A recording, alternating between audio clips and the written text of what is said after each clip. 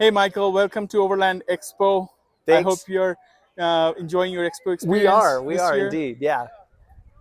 So, Michael, your rig is legendary. OB number 000. Yep. I'm an OB member myself. Thank you. Thank you. So, yeah, I love the community that you have built and the way the guys come out and help each other, and you've built a platform that for Yep. that. That's absolutely amazing.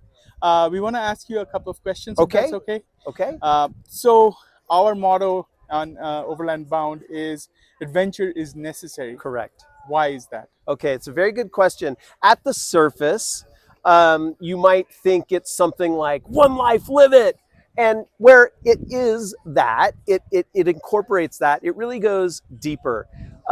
With the way things are today, you get caught up in the daily routine, or you get caught up in technology, or you get caught up on things online. And really, what adventure does is it breaks you out of your comfort zone. You get out there in the wild, and then all of a sudden you find that things happen. You have to rely on yourself.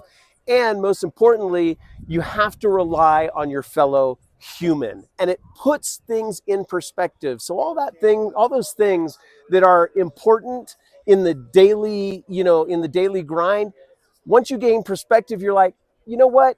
Helping my fellow human, that's important. Being able to ask for help, being humble, being courteous whenever you go out there. You see people on the trail, you see somebody way out off grid, and you're gonna stop and you're gonna say, do you have enough water? Are you doing okay? And you just take care of one another. So being adventurous brings out the best in humanity, and it really reminds us what life is all about and what's important. So that's why we say adventure is necessary.